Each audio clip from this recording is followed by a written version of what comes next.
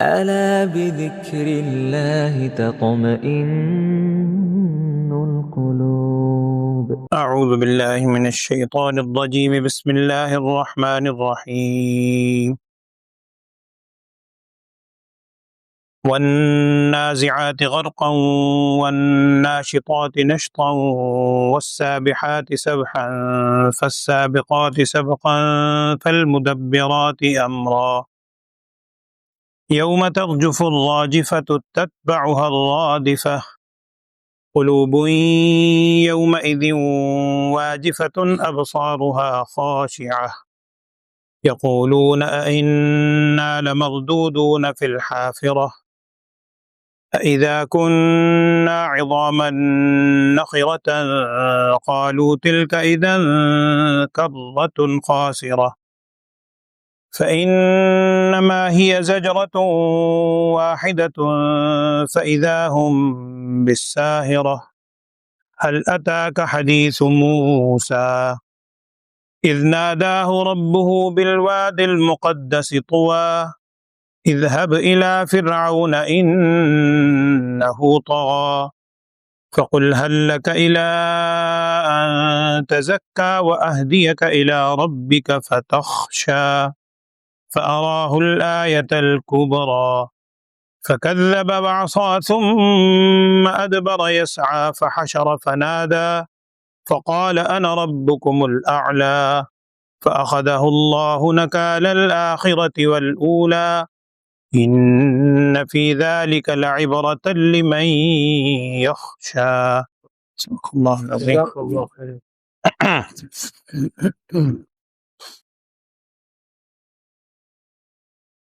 بسم اللہ الرحمن الرحیم.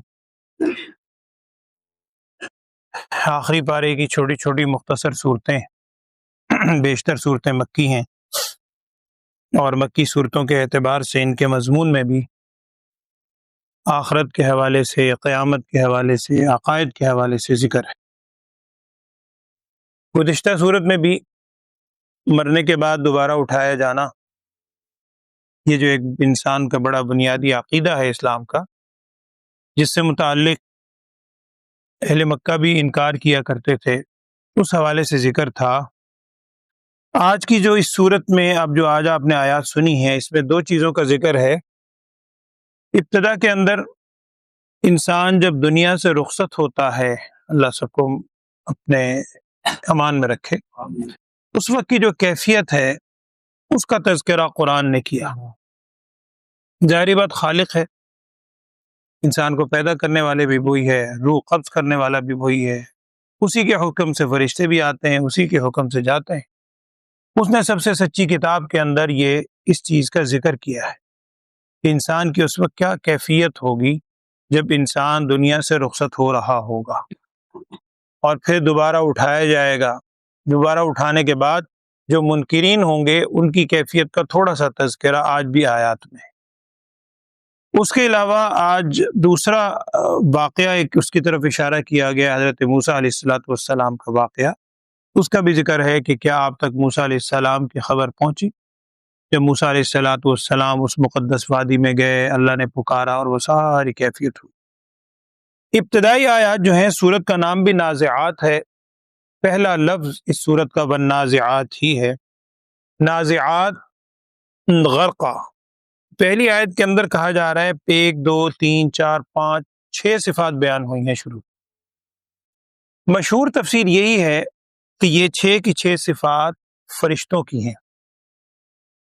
ملائکہ کی صفات بیان ہوئی ہیں کہ وہ ملائکہ کی کیا صفات ہیں. ان ملائکہ کی صفات میں سے پہلی صفت بیان یہ ہوئی ہے والنازعات غرقا. اس سے وہ فرشتے مراد ہیں جو انسان کی روح قبض کرتے ہیں.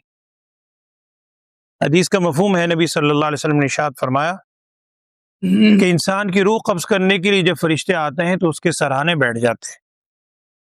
اگر نیک آدمی ہو تو فرشتے یہ الفاظ کہتے ہیں کہ اے پاکیزہ روح، جلدی سے نکل اور اپنے رب کی طرف لوٹ.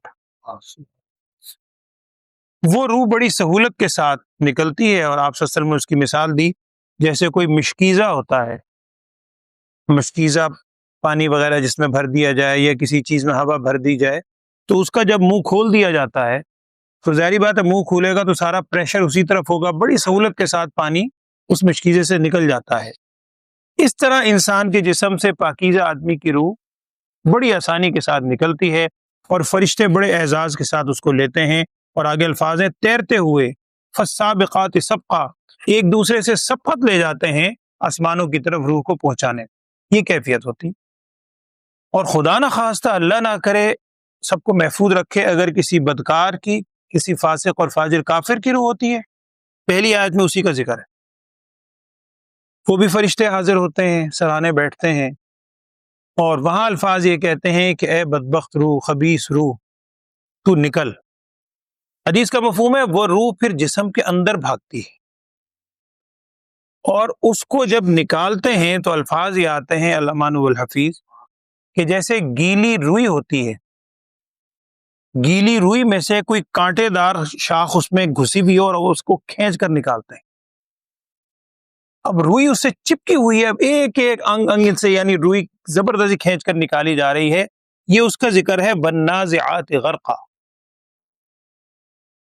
کہ جب کھینچ کر نکالنے والے ڈوب کر، قسم ہے ان کی جو کھینچ کر نکالتے ہیں ڈوب کر، یعنی اندر ڈوب کر اندر تک گھس کے فرشتے زبردستی اس کی روح اس کے جسم سے نکالتے ہیں، ان فرشتوں کی قسم۔ اور والناشطات نشطا، ان فرشتوں کی بھی قسم ہے۔ آگے میں نے آپ سے عرض کیا ایک مفہوم تو یہ ہے کہ یہ فرشتوں کی یہ سب کے سب صفات ہیں کہ جو سختی سے روح بھی نکالتے ہیں، والناشطات نشطا، اور آگے ہے والسابحات سبحا، یہ ساری کی ساری صفات کن کی ہیں؟ فرشتوں کی ہیں۔ بعض حضرات نے لکھا ہے کہ یہ صفات ہیں مجاہدین کی، یہ بھی بعض حضرات نے لکھا ہے کہ یہ مجاہدین کی صفات شمار ہوتی ہے، کہ مجاہدین کی کیفیت بھی یہی ہے کہ وہ دشمنوں کی صف میں گھس جاتے ہیں اور اندر گھس کر ان کو نکالتے ہیں اور ان کو پھر باندھتے ہیں، ان کے ساتھ ساری کیفیت کرتے ہیں۔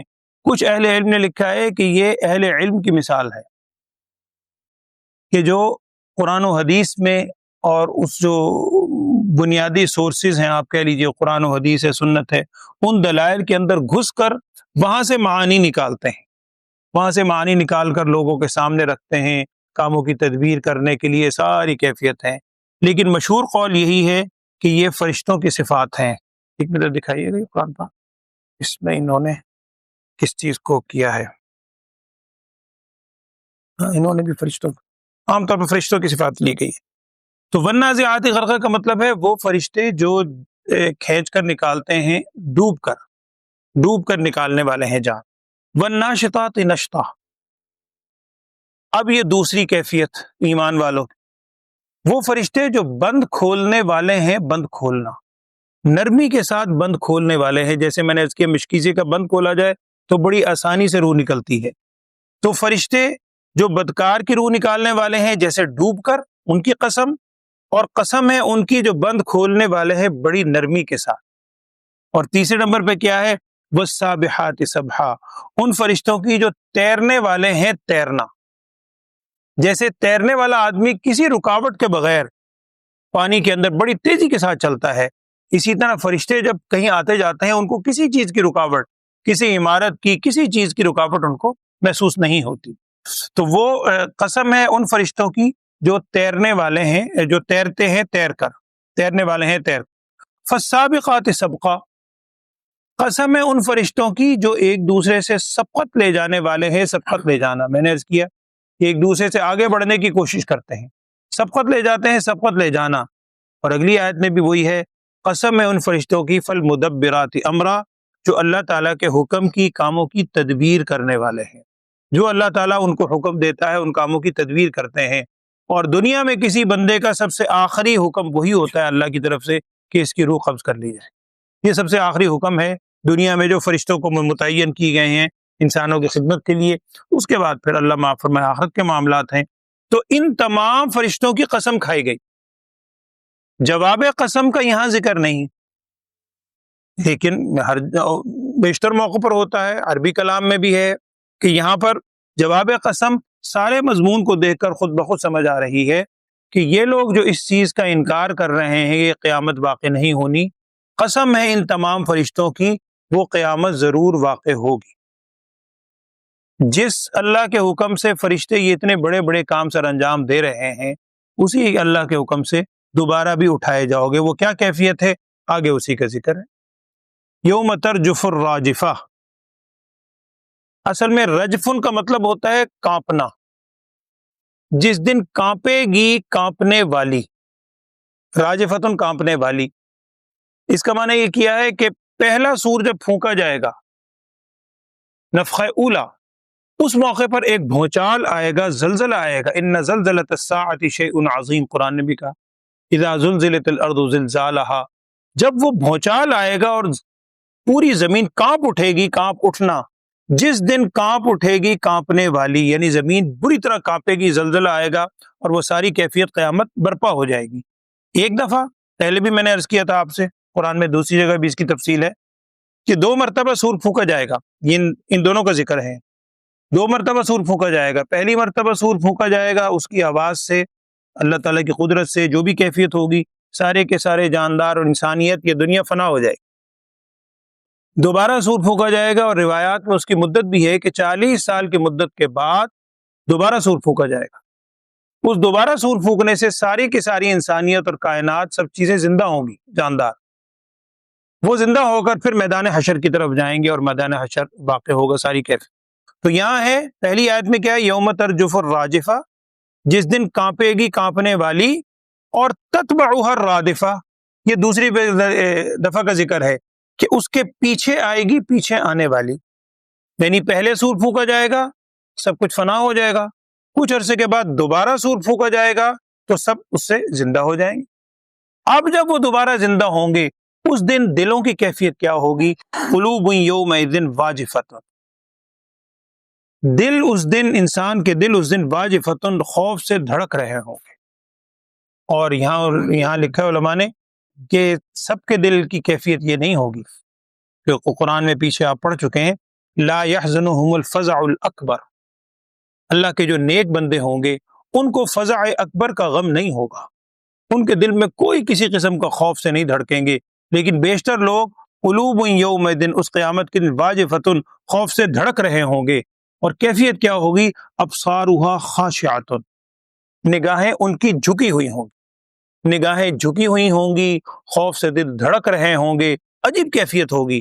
اور وہ کیا کہیں گے، منکرین قیامت کیا کہیں گے، یوں کہیں گے اِنَّا لَمَرْدُودُونَ فِي الْحَافِرَةِ، کیا بے شک ہم لوٹائے جائیں گے پہلی حالت پر۔ وہ یوں کہتے ہیں اس وقت بھی، یعنی جب قرآن کی آیت اتری، اہل مکہ، مشرکین مکہ، منکرین، اور آج کے بھی بعض بے شمار لوگ ہیں الحاد میں کی سوچ رکھنے والے، کہتے ہیں کہ کیا اِنَّا لَمَرْدُودُونَ فِي الْحَافِرَةِ، ہم پرانی حالت پر دوبارہ اٹھائے جائیں گے، رد کیے جائیں گے۔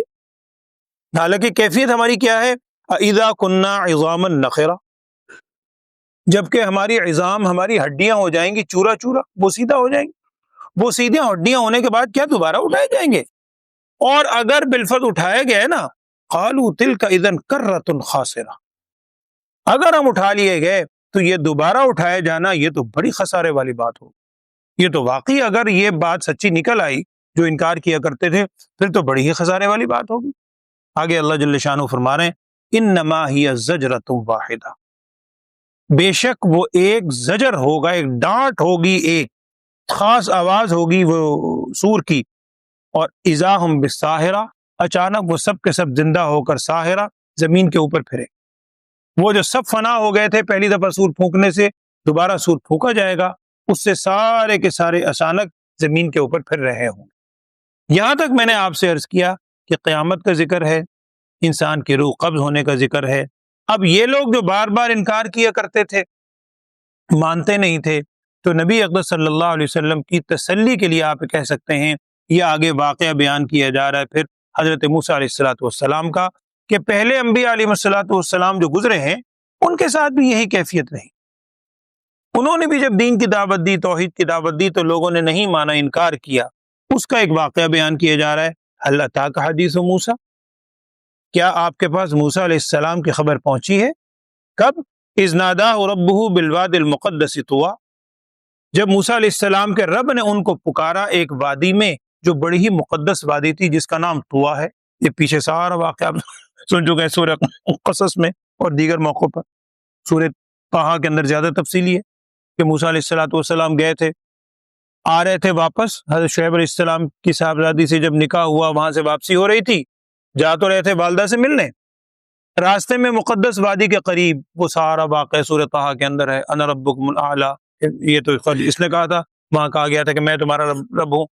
فخلع نعلیک انی انا ربک, میں تیرا رب ہوں, جوتے اتار دے, وہ ساری کیفیت ہوئی. اس کی طرف اشارہ ہے کہ موسیٰ علیہ السلام کو ان کے رب نے پکارا اس وادی میں, مقدس وادی میں جس کا نام طوا ہے. کیا فرمایا تھا اللہ تعالیٰ نے؟ آپ فرعون کی طرف جائیے, انہ طغیٰ, بے شک اس نے بڑی سرکشی اختیار کر لی ہے. اب موسیٰ علیہ السلام جب فرعون کے پاس پہنچے تو یہاں الفاظ یہ ہیں, انہوں نے کیا کہا؟ ہل لک الی ان تزکی, کیا تو رغبت رکھتا ہے, کیا تو یہ چاہتا ہے کہ میں تیری رہنمائی کروں, کہ میں تجھے پاک کر دوں؟ کیا تو چاہتا ہے اور میں تیری رہنمائی کروں تیرے رب کی طرف, لہذا تو ڈرنے لگے؟ میں تیری رہنمائی کروں تو رب کا خوف تیرے دل میں بھی کچھ پیدا ہو, کیا تو چاہتا ہے؟ اب جب ساری بات ہوئی, واقعہ آپ پہلے سن چکے ہیں, وہ دوبارہ دہرانے کی ضرورت نہیں. فَأَرَاهُ الْآيَةَ الْكُبْرَى, موسیٰ علیہ السلام نے بہت بڑی بڑی نشانیاں پھر فرعون کو دکھائیں. سب سے بڑی نشانی وہی عصا کا معجزہ تھا, ید بیضاء کا معجزہ ہے. قرآن نے دوسری جگہ کہا کہ ہم نے موسیٰ علیہ السلام کو 9 چیزیں عطا فرمائی تھی, نشانیاں بڑی بڑی, وہ ساری عطا ہوں. اب جب موسیٰ علیہ السلام نے فرعون کے سامنے یہ ساری بات رکھی, فرعون نے کیا کیا؟ اللہ بچائے, فَكَذَّبَ وَعَصَىٰ, اس نے جھٹلایا اور نافرمانی کی, پھر منہ موڑا, یسعیٰ, اور بھاگنے لگا. جب وہ فرعون نے وہ سارے جادوگروں کو بلایا تھا, موسیٰ علیہ السلام کا وہ عصا اژدہا بن گیا, ثعبان مبین, اور اس نے نگل لیا, تو اس وقت خوف سے فرعون بھاگ گیا تھا. فحشر فنادا, پھر فرعون نے جمع کیا لوگوں کو اور یہ پکارا. بدبخت نے کیا کہا؟ قرآن کہہ رہا ہے یہاں انا ربکم الاعلی, یہ فرعون کا قول ہے. فرعون نے کہا کہ میں تمہارا بڑا رب ہوں, نعوذ باللہ, میں تمہارا بڑا رب ہوں. اب جب اس حد تک اس کی سرکشی بڑھ گئی, پھر اللہ کی پکڑ کیا آئی؟ اللہ تعالیٰ فرما رہے ہیں فَأَخَذَهُ اللَّهُ, پھر اللہ تعالیٰ نے اس کو پکڑ لیا. کس چیز میں؟ نکال الآخرہ والاولی, دنیا اور آخرت کے عذاب میں. دنیا میں تو آیا ہی ڈوبنے کا, جو بھی کیفیت ہوئی ساری قرآن میں ہے تفسیر, اور آخرت میں جو اللہ معاف فرمائے ہے وہ الگ. تو دنیا اور آخرت کے عذاب میں اللہ تعالیٰ فرما رہے ہیں ہم نے اس کو پکڑ لیا. یہ ساری بات بیان کرنے کے بعد آخری آیت کیا ہے؟ ان فی ذلک لعبرہ, بے شک اس میں, اس ساری بات میں, واقعات میں, قرآن کے آیات سننے میں بہت بڑی عبرت ہے. لیکن عبرت ہے کس کے لیے؟ لمن یخشا, اس شخص کے لیے ہے جو اللہ سے ڈرتا ہے, جس کے دل میں تھوڑا سا بھی خوف ہے, تھوڑا سا بھی احساس ہے کہ مجھے اللہ کے پاس لوٹنا ہے, اللہ کی ذات موجود ہے, اللہ دیکھ رہا ہے, اسے واقعتاً اس سے عبرت حاصل کرنی چاہیے. ان سارے واقعات سے روز ہم یہ آیات اسی نوعیت کی پڑھتے ہیں, سنتے بھی ہیں. اللہ تعالیٰ ہمیں ان سے عبرت حاصل کرنے کی اور توبہ کرنے کی توفیق عطا فرمائے. اور خاص طور پر وہ جو آخری کیفیت ہے, اللہ تعالیٰ سب کے ساتھ ایمان کی سلامتی والا, عافیت والا معاملہ فرمائے. اللہم آمین. اعوذ باللہ من الشیطان الرجیم, بسم اللہ الرحمن الرحیم. والنازعات غرقا, یہ واو قسمیہ ہے, واو کا مطلب قسم, قسم ہے نازعات نکالنے والوں کی, روح نکالنے والوں کی, غرقن ڈوب کر. والناشطات نشطا, قسم ہے بند کھولنے والوں کی بڑی نرمی کے ساتھ, جو بڑی اپنا نرمی کے ساتھ بند کھولنے والے ہیں ان کی قسم ہے. والسابحات سبحا, اور قسم ہے تیرنے والوں کی, تیر کر, جو تیرتے ہیں. فالسابقات سبقا, قسم ہے ان کی جو ایک دوسرے سے سبقت لے جاتے ہیں, سبقت لے جانا. فالمدبرات امرا, قسم ہے ان فرشتوں کی جو اللہ کے امر کام کی تدبیر کرنے والے ہیں. یوم ترجف الراجفہ, جس دن کانپے گی کانپنے والی, وہ قیامت کا منظر نہیں بلکہ پہلا موقع جب سب فنا ہوں گے. تتبعها الرادفہ, اس کی اتباع کرے گی, پیچھے آئے گی, رادفہ پیچھے آنے والی, یعنی کچھ عرصے کے بعد, پھر میں نے عرض کیا 40 سال کی مدت کے بعد دوبارہ سور پھونکا جائے گا. قلوب یومئذ واجفہ, بہت سے دن اس دن واجفتن, خوف سے دھڑک رہے ہوں گے. ابصارها خاشعہ, ان کی نگاہیں جھکی ہوئی ہوں گی. یقولون, وہ یوں کہتے ہیں, یعنی کفار مکہ یوں کہتے ہیں, اِنَّا لَمَرْدُودُونَ فِي الْحَافِرَةِ، کیا ہم رد کیے جائیں گے، لوٹائے جائیں گے پہلی حالت پر، یعنی مرنے کے بعد کیا ہم دوبارہ اٹھائے جائیں گے؟ اَإِذَا كُنَّا عِظَامًا نَخِرَةً، کیا جب کہ ہو جائیں گی ہماری ہڈیاں بالکل بوسیدہ پھر ہم اٹھائے جائیں گے؟ قالوا، انہوں نے یوں کہا، تلک، اس وقت، یعنی اگر واقعی اٹھائے گئے ہم، اذن کرۃ خاسرہ، یہ تو وقت ہوگا بڑے خسارے والا، اگر ہم لوٹائے گئے تو یہ تو بڑا خسارے کی بات ہوگی۔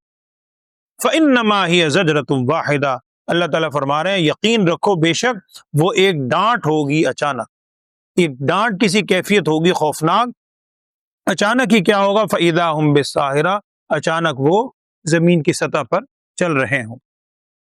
هل اتاک حدیث موسیٰ، کیا آئی آپ کے پاس موسیٰ علیہ السلام کی خبر بات، اذ ناداہ ربہ، جب موسیٰ علیہ السلام کو پکارا ان کے رب نے، بالواد المقدسی طوا، اس وادی کے پاس جو کہ بڑی مقدس ہے جس کا نام طوا تھا، کیا پکارا، اذهب الی فرعون انہ طغی، آپ جائیے فرعون کی طرف، بے شک اس نے سرکشی اختیار کی ہے۔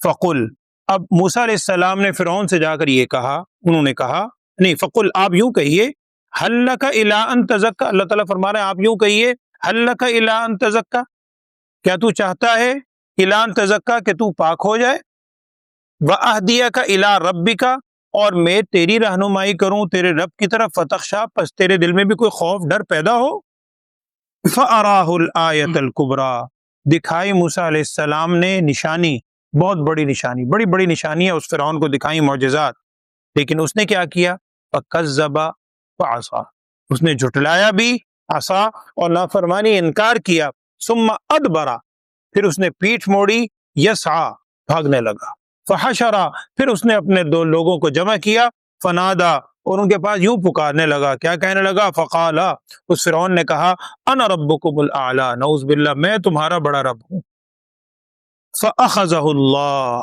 اس کو اللہ تعالیٰ نے پکڑ لیا، نکال الآخرۃ والاولی، دنیا اور آخرت کے عذاب میں، ان فی ذلک لعبرۃ لمن یخشی، بے شک اس واقعے میں تمام چیزوں میں عبرت ہے اس شخص کے لیے جو اللہ سے ڈرتا ہے، اللہ ہمیں بھی ڈرنے کی توفیق عطا فرمائے، اللہم آمین۔ الحمدللہ رب العالمین، اللہم صلی علی سیدنا و مولانا محمد وعلی آل سیدنا و مولانا محمد وبارک وسلم، اللہم یا شافی الامراض اشف مرضانا یا قاضی الحاجات اقض حاجاتنا، اللہم اہدنا الصراط المستقیم صراط الذین انعمت علیہم من النبیین والصدیقین والشہداء والصالحین، اللہم انا نسألک العفو والعافیہ والمعافاة الدائمة فی الدین والدنیا والآخرہ، اللہم انا نسألک من خیر ما سألک منہ نبیک محمد صلی اللہ علیہ وسلم، ونعوذ بک من شر ما استعاذ منہ نبیک محمد صلی اللہ علیہ وسلم، وانت المستعان وعلیک البلاغ، ولا حول ولا قوة الا باللہ العلی العظیم، وصلی اللہ تعالی علی خیر خلقہ سیدنا و مولانا محمد وعلی آلہ واصحابہ اجمعین، آمین برحمتک یا ارحم الراحمین۔